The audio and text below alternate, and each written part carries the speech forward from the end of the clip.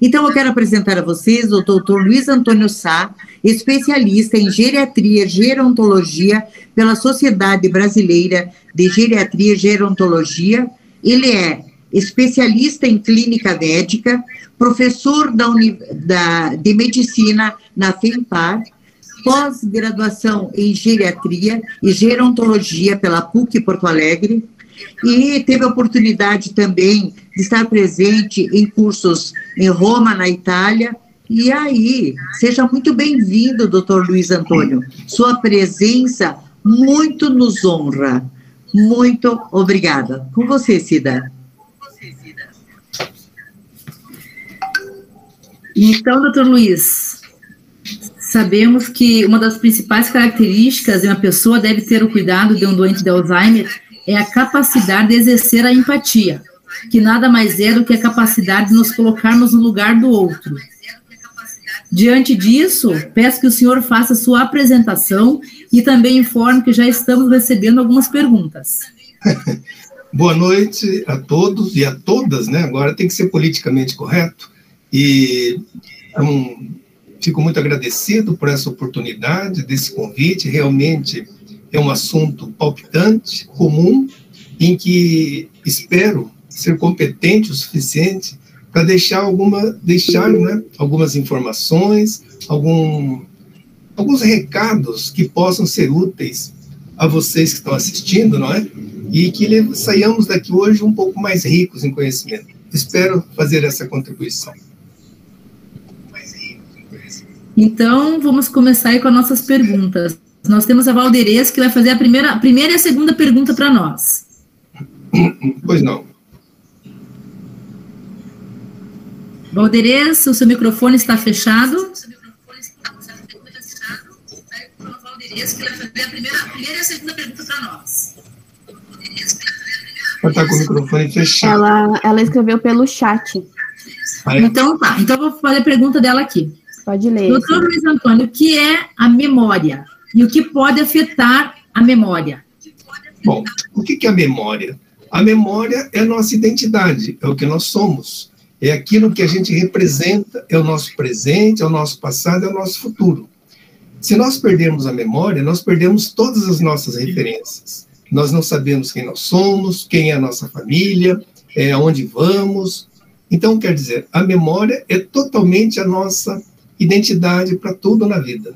Tudo depende da memória. E a gente só a valoriza quando a gente começa a perdê-la, quando a gente começa a sentir, puxa, mas estou meio esquecido, não é? Porque é algo que a gente nem percebe. Quando percebe, às vezes já tem algum problema que tem que ser tratado. A segunda pergunta, ela disse o que pode afetar a memória, não é? Isso, aham.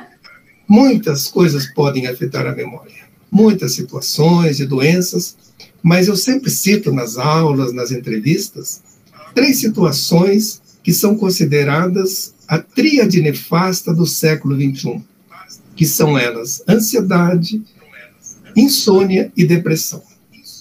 Qualquer uma das 3, em separados ou juntas, muitas vezes caminham as 3 juntas, não é? Elas podem sim trazer entre tantos danos, tantos problemas à saúde da pessoa, pode sim trazer problemas de esquecimento, problemas sérios mesmo, inclusive a depressão pode ser um dos fatores predisponentes para um caso de demência. Realmente é um assunto bem sério, né, doutor? Muito sério, e exige tratamento competente para isso, não é? Tem tratamento e tem que ser feito o tratamento. E até também não causa dano só à pessoa, e também os familiares, e até mesmo para o cuidador, né? Se ele for com a demência, sim, né? E aqui temos a Maristela, que tem uma pergunta. Você quer fazer a pergunta, Maristela, que eu escrevi pelo chat? Ela está fazendo 2 perguntas. Eu faço por aqui mesmo. Boa noite, doutor. É um prazer estar aqui participando. Muito obrigado. E me esclareça, então, realmente o que é uma demência e qual é a mais comum? Bom, a demência é uma doença, não é, neurodegenerativa. Realmente, os neurônios, que são as principais células cerebrais, vão morrendo, entre aspas, assim, e isso vai trazendo uma série de consequências para essa pessoa, não é, com déficits cognitivos, principalmente alterações da memória, alterações de locomoção, de fala. Então, é uma série de fatores que, em consequência dessa morte cerebral, vamos dizer assim, leva a alterações de personalidade, a pessoa passa a ter problemas muito sérios. E das demências mais comuns, foi essa a segunda pergunta, não é? A demência mais comum, realmente, é a demência da doença de Alzheimer. Por que eu quero falar assim? Porque demência é um conjunto de sinais e sintomas, são muitas demências, mais de 100. Mas a mais comum delas todas, realmente, é a demência da doença de Alzheimer. Ela predomina em mais ou menos 60% de todas as demências. Depois nós temos outras séries de demências, as mais comuns são demências vasculares, provenientes de problemas cardiovasculares, demência frontotemporal, demência da doença de Parkinson e outras tantas demências. Mas a mais comum, realmente, a que exige, assim, vamos dizer, uma atenção maior, realmente, é a demência da doença de Alzheimer. Certo. E nós agora vamos ter aqui a pergunta da Tânia. Você quer fazer aí pela... Aí o que é que eu faço? Você faz por aí, né? Tânia, tem que ligar seu áudio. E Cida, mandaram mais uma pergunta ali no chat, depois de dar uma olhada. Eu não ouvi a Tânia falar. Tá, desculpe, agora eu retorno, tá? Vamos lá, então. Quais os graus de declínio cognitivo ou, popularmente, o esquecimento que podem anteceder a doença de Alzheimer? Quando que a gente começa a ter os alertas, doutor? Vamos entender primeiro assim. É natural que, à medida que a pessoa envelheça, ela tem alguns esquecimentos. Nós chamamos de esquecimento senescente benigno. É aquilo que esqueceu onde deixou achado, esqueceu uma palavra, mas depois lembra.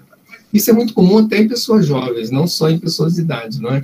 Então, isso nós consideramos benigno. Quer dizer, o esquecimento de todos nós, do dia a dia, esquece, mas lembra.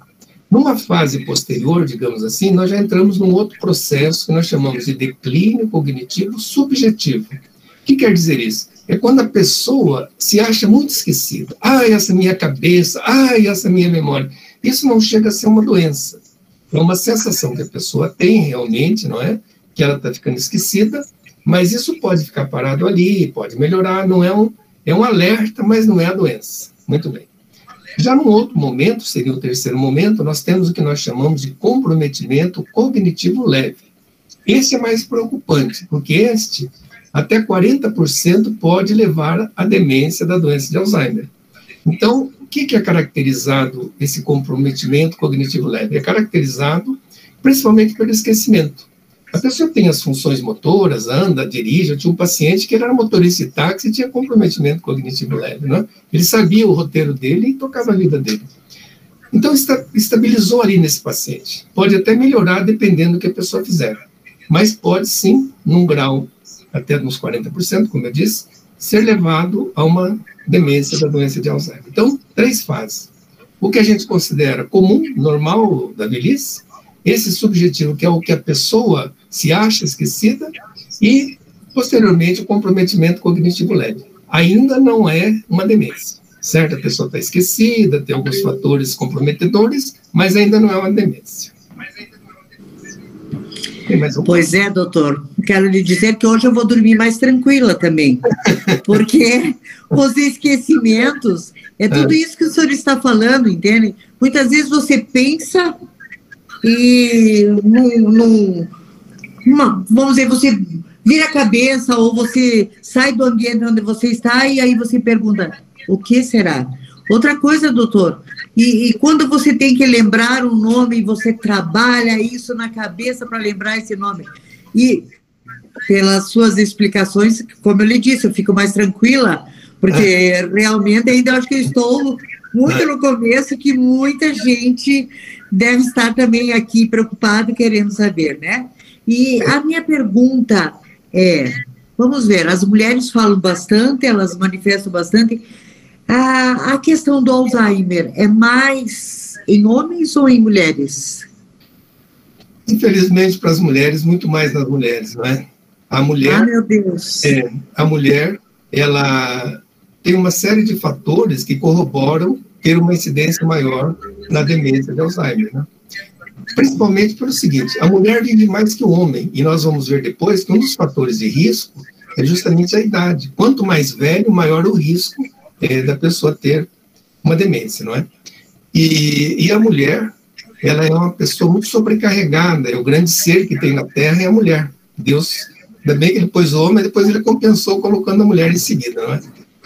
E a mulher é uma pessoa muito sobrecarregada, ela tem múltiplas funções. Ela é mãe, ela é esposa, ela é dona de casa, ela tem um trabalho externo, às vezes ainda tem que cuidar de pai e mãe, então, quer dizer, vive sobrecarregada. E uma das circunstâncias da mulher é que ela é mais depressiva que o homem. Então, numa proporção de 2 mulheres para cada homem, pelo menos. Então, por esses afazeres todos, pela tensão e até pelo estar depressivo e por viver mais, a mulher, sim, infelizmente para as mulheres, a demência é mais comum delas. Infelizmente, né? Mas quem manda viver mais, né? Com certeza. E aquilo que eu falei inicialmente de que iria dormir mais sossegado, mas agora o senhor nos coloca de que nós mulheres precisamos estar muito mais atentas. É verdade. Agora preocupa. Então, nós temos aqui no nosso chat, a Regina Hirata pergunta o seguinte, doutor Luiz. Sim. O Alzheimer pode ter como causa um traumatismo craniano? Sim, pode ter sim. Nós falaremos no final, se vocês perguntarem e se permitirem, para ter uma certa sequência, sobre causas realmente, fatores de risco, não é? E o trauma de crânio, sim, porque o trauma de crânio, ele lesa as células cerebrais e, consequentemente, esse trauma necrosa, vai fazer falta, essa coisa toda, sim, é uma das causas, um dos fatores de risco para a demência de Alzheimer. Certo. E nós temos também a Rita de Cássia, que ela é lá de União da Vitória, e ela gostaria de saber o seguinte, o Alzheimer pode ser hereditário? Nós podemos dividir o Alzheimer em 2 circunstâncias. Alzheimer, que nós chamamos precoce, ou pré-senil, que é abaixo dos 60 anos, e o Alzheimer senil, digamos assim, acima dos 60 anos. Abaixo dos 60 anos, sim, há um fator hereditário muito grande quando ele é mais precoce e pode pegar, vamos dizer assim, na pessoa mais jovem. Na pessoa acima de 60, 65 anos, o fator hereditário não é assim de tanta importância. Tem muitos estudos, a medicina tem evoluído, tem sim um grau de hereditariedade, mas não é assim algo tão maior do que os fatores de riscos que a pessoa tem ao longo da sua vida. Certo.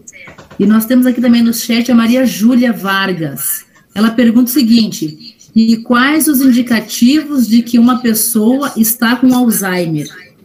O que pode indicar? Na realidade, isso daí, quem observa normalmente são os familiares, né? O que a gente pode dizer, por exemplo, quando uma pessoa está querendo ficar demenciada, esquecida, coisas assim.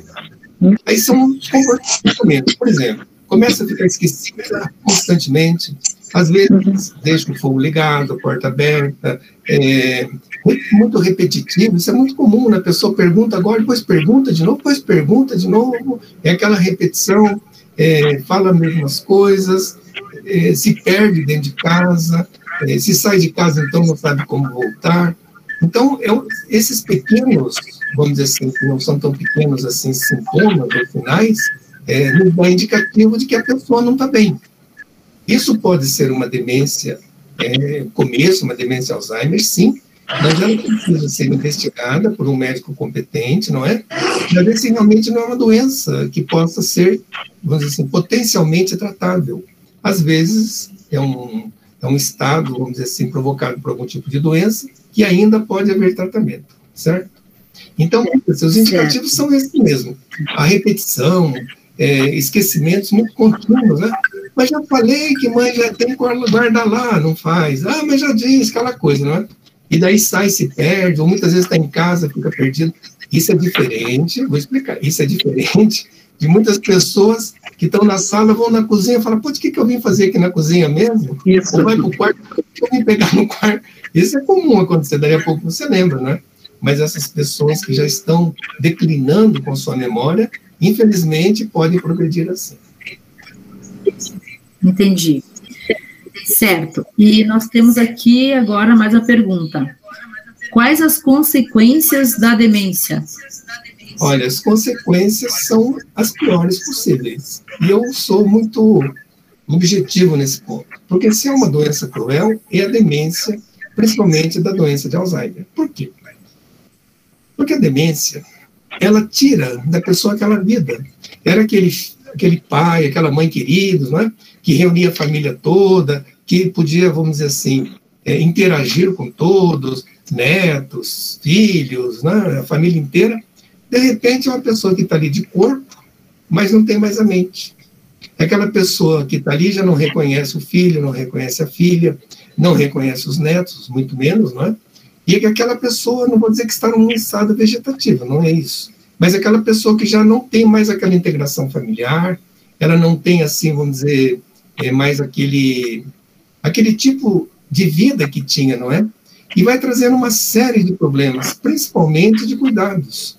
Porque, à medida que as fases evoluem, a pessoa vai ficando mais dependente, não é? E a doença vai chegar um momento em que a pessoa precisa de cuidados 24 horas por dia. Eu vou dar rapidamente um exemplo de uma paciente que eu atendi hoje. Ela tem 90 anos e é cuidada por uma filha que tem aí uns 60 e poucos anos. Essa filha não tira os olhos da mãe. E essa mãe já está em tratamento de osteoporose há algum tempo, mas a filha não tira os olhos da mãe. É uma dedicação, porque a mãe é muito sapequinha. Manda ficar aqui, não fica, sai lá, e, enfim. A filha descuidou 2 minutos. A mãe tropeçou, caiu, quebrou o braço, uma fratura exposta. Então, quer dizer, é um atendimento assim, é um cuidado muito grande, que desgasta muito quem está cuidando. Certo. E aqui a Regina Hirata novamente nos pergunta. Essa seria a minha pergunta, a Regina está fazendo aqui, ó. Quais são as fases da doença? Quanto tempo dura cada fase? E qual a expectativa de vida? E o que é feito para minimizar o avanço da doença? São várias perguntas numa só. Bom, normalmente nós caracterizamos a demência em 3 fases. A fase leve, a fase moderada e a fase grave. A fase leve é aquela fase em que há ainda uma certa interação com os familiares, com as pessoas, ainda reconhece parentes, reconhece os filhos, os familiares de uma forma geral, não é? Ainda faz sua própria higiene, pede para ir ao banheiro, tem, vamos dizer, ainda um certo pudor, né? Não quer ficar nua perto de ninguém, só de algum familiar específico, uma filha, por exemplo. Então, ainda ela tem uma noção daquilo que está fazendo. Isso vai, infelizmente, evoluindo para a fase intermediária. Nessa fase intermediária, ela já passa a ficar mais esquecida, começa a ter uma fase de delírios, de alucinações, muitas vezes de agressividades, de um comportamento estranho, hostil às vezes, não é? E então aí se perde mesmo, não tem como deixar sozinha, e daí infelizmente vai evoluir para a fase final, que é a fase grave. Essa fase a pessoa fica, a fase, vamos dizer assim, fala, ninguém entende, fala para si, ou muitas vezes fica apático num canto, não tem como extrair nenhuma palavra, fala muitas vezes monossilabicamente, e vai definhando, não é? Vai definhando, para engolir já é difícil, tem problemas de deglutição, pode ter broncoaspiração e ter problemas pulmonares. Então, essa fase grave é a fase que, infelizmente, termina no óbito desse paciente. Quanto tempo dura uma demência de Alzheimer? Normalmente de 4 a 12 anos, mas há casos de até 20 anos. Por que isso? Porque esses que duram mais são pessoas que eram saudáveis, tinham um coração bom, pulmão bom, o corpo é bom, a mente não é. Então duram muito mais, mas em média de 4 a 12 anos. Ela perguntou também quanto tempo dura cada fase. Isso é muito relativo. Vai depender dos cuidados, vai depender da medicação, vai depender de quanto mais cedo foi feito o tratamento. Quanto mais cedo começou o tratamento, mais cedo, lógico, mais cedo não, terá um melhor prognóstico. Essa doença poderá ser, vamos dizer assim, mais estendida e a pessoa ter sua cognição, não é? Que a cognição é é o nosso relacionamento com o mundo, né? A nossa memória, nos nossos atos, nos nossos julgamentos. Então, isso pode, sim, ser mais estendido. Então, vai depender muito do diagnóstico precoce e dos tratamentos instituídos. Certo. E agora a nossa amiga aqui, embaixadora, a Lisa, também tem perguntas. Pode fazer sua pergunta, Lisa. Boa noite a todos. Boa noite. Boa noite, doutora. Obrigada pela presença. Muito valiosa para todos nós. Espero que sim. Quando e como suspeitar que uma pessoa está com os sinais da doença, doutor? Essa pergunta, de certa maneira, eu respondi há pouco, não é?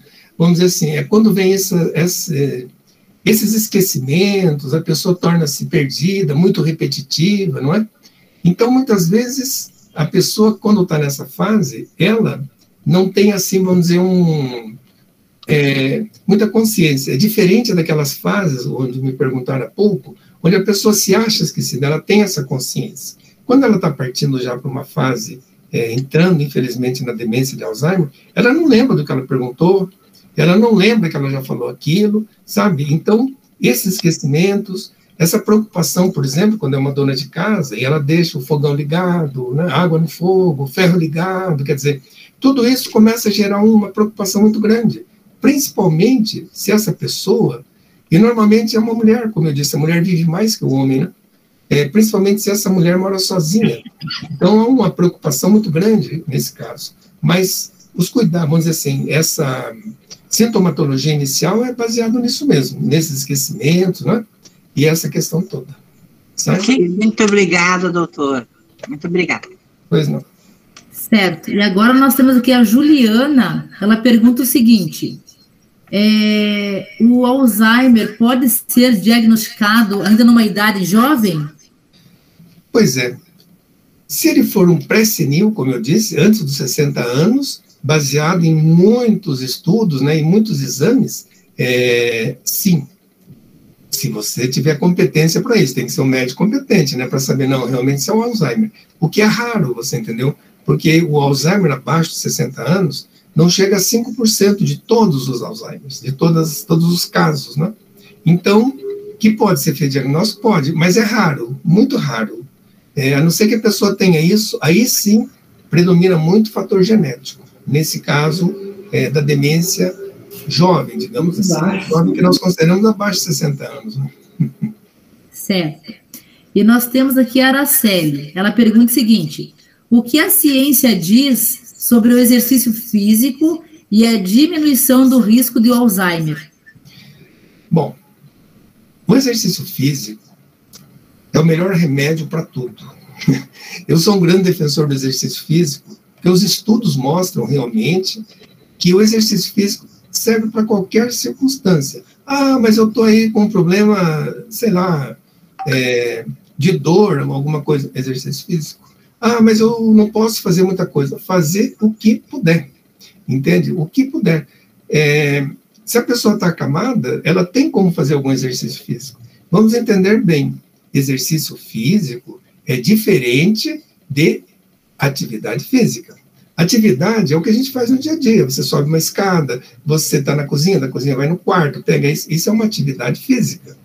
Então, não vamos confundir, porque muitas vezes a gente pensa, vamos dizer assim, a gente está consultando e diz assim para uma senhora, principalmente senhora: olha, a senhora tem que fazer exercício físico, não pode ficar como está fazendo. Mas, doutor, eu trabalho o dia inteiro, eu subo escada, vou na cozinha, vou na sala, não sei o quê. Tá, isso, eu digo sempre assim: se a atividade de uma dona de casa fosse saúde, não tinha uma doente. Então, quer dizer, o que ela faz é ficar muito tempo em pé. Então, ela está em pé na cozinha, está em pé na lavanderia, ela está em pé em algum lugar, mas não, ela anda, mas para, quer dizer, são distâncias muito pequenas. E para um exercício ser eficaz, tem que ser a longa distância, por um tempo definido, e fazer sempre, né, musculação, alongamentos, tudo isso daí. Então, para terminar de responder a pergunta, exercício físico é fundamental para tudo, principalmente na prevenção dessa terrível demência. Então, bora se exercitar, né? Tem que fazer. E o seu Antônio, que é o seu paciente, pergunta o seguinte: Oi, Antônio. Seu Antônio Arruda. Sim. Seu paciente. Existe algum medicamento que possa ser aplicado para prevenção? Não. Não existe. Nós podemos falar depois mais detalhes sobre prevenção, mas a medicina ainda fica se batendo na questão de tratamentos, vamos dizer assim, na questão do como tratar uma demência. Então, a medicina não descobriu um tratamento, como não descobriu um medicamento. Eu estou falando em medicamento, para prevenir uma demência. A prevenção, nós podemos falar ao longo desse nosso bate-papo, a prevenção, sim, precisa de uma série de fatores, entre eles o exercício físico, como já foi dito há pouco aqui, não é? Dependendo das perguntas que virão a seguir, eu vou procurar esmiuçar um pouco mais esse tipo de prevenção, no que deve ser feito para as pessoas potencialmente não ficarem demenciadas. Certo. E a Thaís pergunta o seguinte: existe algum estudo científico acerca de estímulos como a leitura para prevenir ou auxiliar o tratamento? Sim, sempre.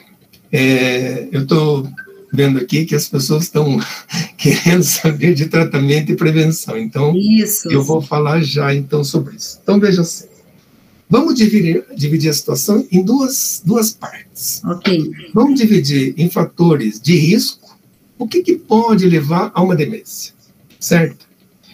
Eu vou tentar ser bem didático para dizer assim, o que pode levar a um estado demencial? E o que pode proteger as pessoas de um estado demencial?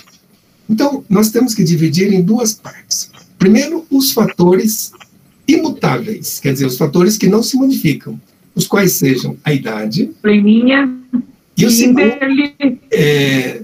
o segundo é mulher, né? Infelizmente, ser mulher é um fator de risco. Então, quer dizer, idade e também a questão do envelhecimento, né? Quanto mais velho, maior o risco.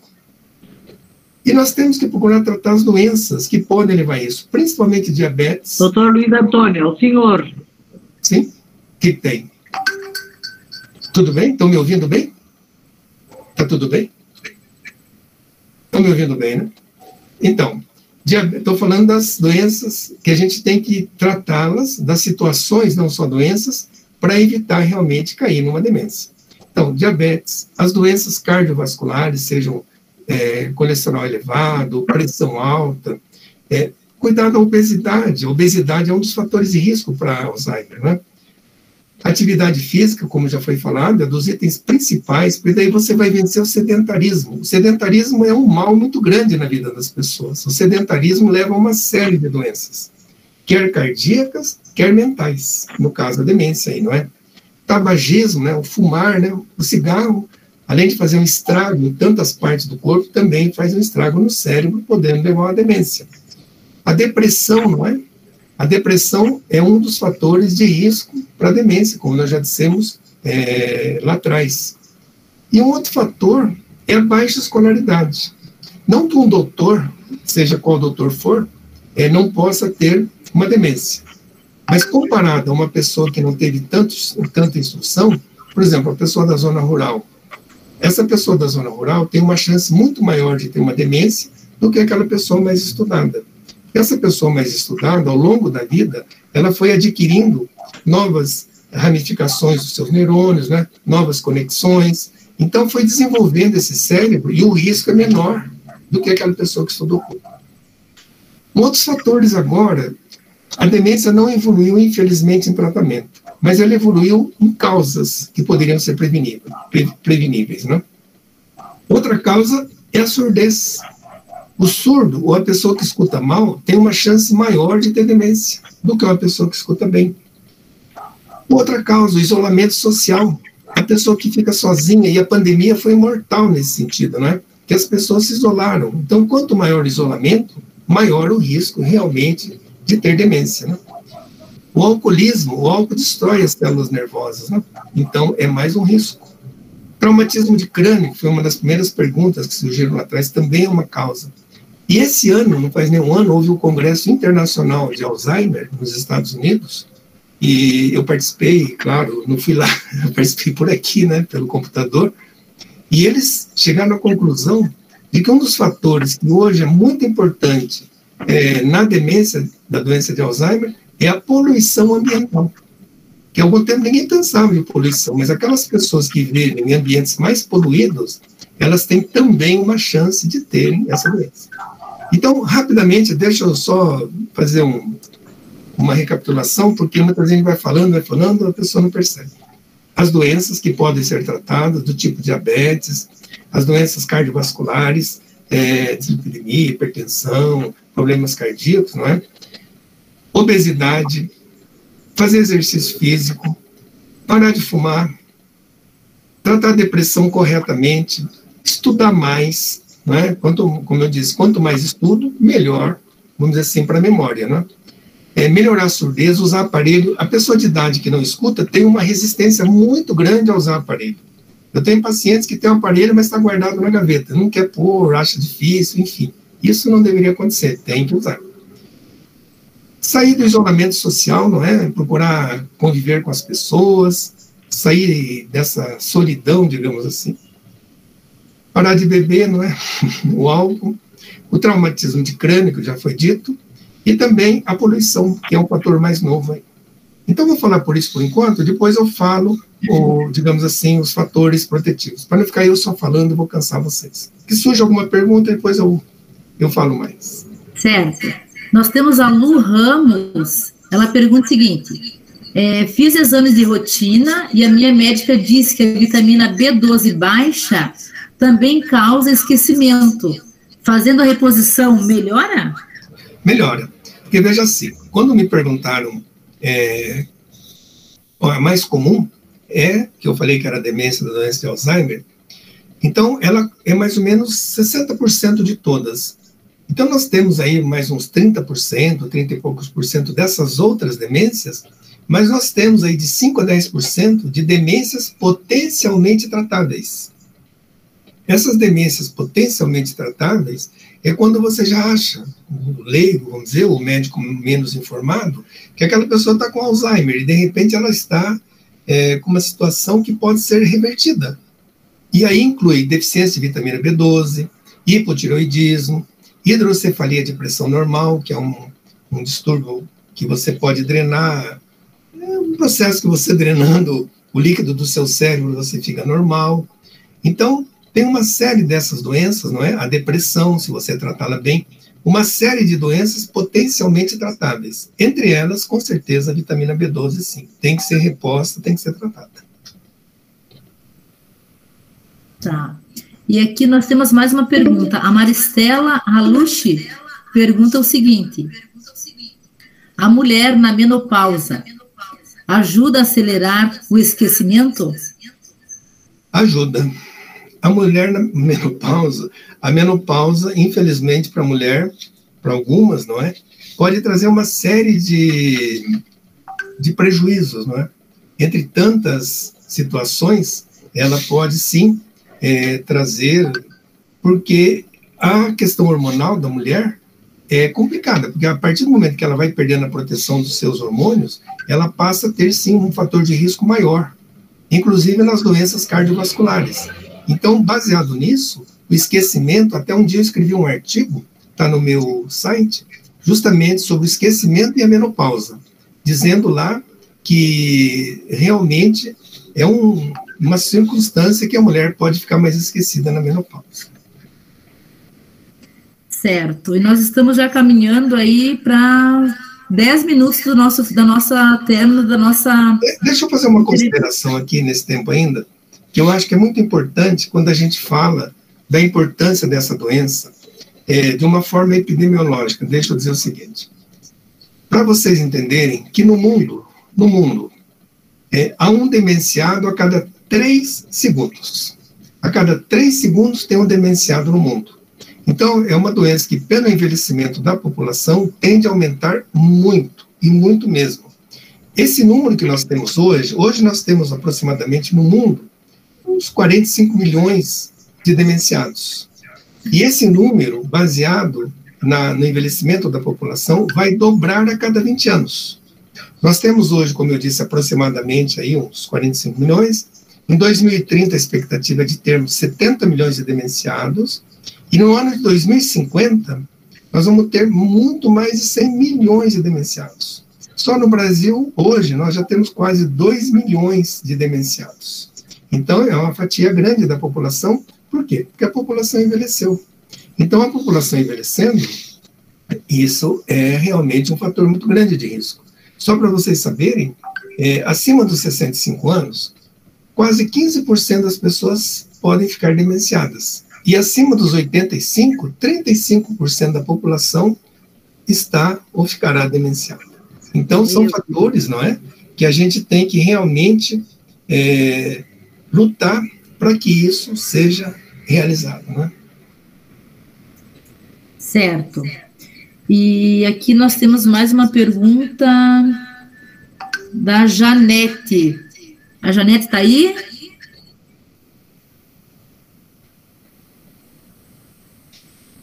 Ela pergunta o seguinte. Sim, estou, Cida, tudo bom? Então, tudo bem, fique à vontade. Obrigada pelos esclarecimentos, está sendo muito de grande valor para a gente, com certeza. Que bom. Na verdade, uma pergunta, ele já falou sobre isso, se existe demência tratável, né? O doutor já esclareceu várias coisas a respeito. E a outra pergunta era, ter uma pessoa jovem, dar um branco nela, assim, é sinal de Alzheimer? E o que as pessoas mais esquecem? Vamos dizer assim, os brancos são próprios de todos nós, não é? Tem pessoas que se preocupam muito com isso. Você esquecer um nome, uma palavra, você numa conversa, putz, como é que é mesmo o nome daquela pessoa? Quer dizer, se isso não for tão comum, a gente deixa passar, é natural, todos nós podemos ser assim. Agora, isso só preocupa quando você está esquecendo demais, né? Que você realmente não lembra, que você não pode realmente mais pensar naquilo. Mas, de uma forma geral, o branco faz parte da nossa vida, todos nós. Mas aí tem um fator que tem que ser estudado. Quanto mais ansioso a pessoa fica, ou ansiosa a pessoa fica, mais esquecida é. Por exemplo, quando você quer lembrar o nome de alguém, é porque na hora que você quer lembrar, a tua ansiedade está a 1000. Você não lembra. Mas no outro dia cedo você acorda com o nome da pessoa na cabeça. Fala, pô, é o João, é o José, sei lá. Então, a ansiedade é um dos fatores muito grandes de você ter seus brancos, que você acaba ficando realmente esquecida, dando aquele apagão, assim. Mas isso, esporadicamente, está numa boa. Mas se tivermos esquecido, vai ver as causas que estão acontecendo. A tríade nefasta do século XXI. Ou a pessoa está dormindo mal, ou está muito ansiosa, ou está depressiva. Tem que tratar. Tem tratamento eficazes, não é, para tudo isso, e tem que fazer o tratamento correto. Obrigada, doutor. Certo. E nós temos mais alguma pergunta dos presentes que estão na nossa live, no nosso bate-papo? Eu queria dizer uma coisa que foi perguntado, mas ficou meio por cima, assim. Tem tratamento? Porque o Antônio perguntou se tinha medicamento para prevenção. Mas uma pergunta que provavelmente alguém queira fazer ou pense em fazer é o seguinte: existe tratamento? E eu vou responder assim: infelizmente não. Não existe um tratamento eficaz. Não, toma esse comprimidinho aqui que acabou o teu Alzheimer. Não existe. Infelizmente não. Os laboratórios estão aí há anos estudando, fazendo o possível para descobrir algum medicamento e até o momento nada eficaz. Nós temos 4 medicamentos, 3 deles usados na fase leve e intermediária, um outro fazendo parte já de uma fase mais avançada. Então, nós não temos medicamentos eficazes. Esses medicamentos vão prolongar a fase boa da pessoa, postergam para frente, postergam a questão dos sintomas graves, não é? Mas não tem medicamento. O que nós temos usado muito é o tratamento não farmacológico. Quer dizer, independe do remédio. Quais são eles? Uma alimentação adequada, o exercício físico, isso é fundamental. A pessoa ter um exercício físico disciplinado, correto, ordenado, não é? A pessoa poder fazer, vamos dizer assim, uma porção de situações mentais, exercício mental, procurar aprender novas situações. Eu atendi um paciente com quase 70 anos, que estava louco de feliz que entrou na faculdade de Direito. Quer dizer, não tem idade para estudar, não tem idade para aprender. Quanto mais nós usarmos a nossa mente, melhor ela ficará, melhor ela vai responder aos nossos problemas que poderiam nos causar no futuro, não é? Então, estudar bastante para adquirir essa reserva cognitiva que a gente precisa, essa interação social, como vocês têm aí no grupo de vocês, né? Se envolvendo em atividades socioculturais, em atividades filantrópicas, não é? Procurar participar das atividades onde possam ser úteis para as pessoas. Eu gosto de uma frase do Divaldo Franco, que ele diz assim: quem é solidário não é solitário. Então, a solidariedade com as pessoas nos faz ser muito melhores. Isso é muito importante. Outra situação, isso vale para tudo, é que nós temos que ter bons pensamentos. Nós temos que pensar sempre nas coisas boas, sermos otimistas. E aí eu cito uma frase que eu ouvi, uso isso no meu consultório, nas minhas aulas, que diz assim: você não pode impedir que um pássaro pouse na sua cabeça, mas você pode impedir que ele faça um ninho dentro dela. Isso vale para os nossos pensamentos. Você não pode impedir que um pensamento ruim venha. Vem pensamento ruim de todas as formas. Mas você pode impedir que esse pensamento tome corpo, faça raízes dentro da tua cabeça. Então, afugente, toque esse pensamento ruim e pense em coisas boas. E, por último, uma recomendação muito importante: ter um sentido na vida.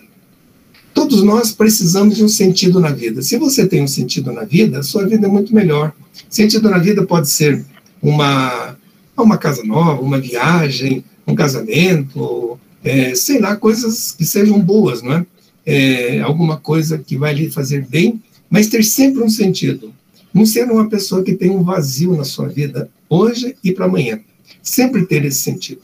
Se você tiver essa reunião desses fatores, como nós já dissemos, do exercício, bons pensamentos, sentido de vida, uma boa nutrição, não é? Porque a pessoa muitas vezes mora só e tem uma alimentação horrorosa, não é? Faz na segunda e fica comendo a semana inteira aquilo, esquentando aquilo, sem qualidade nenhuma. Essa integração sociocultural que vocês têm e as pessoas deveriam ter, isso é um grande, digamos assim, é uma grande forma de prevenção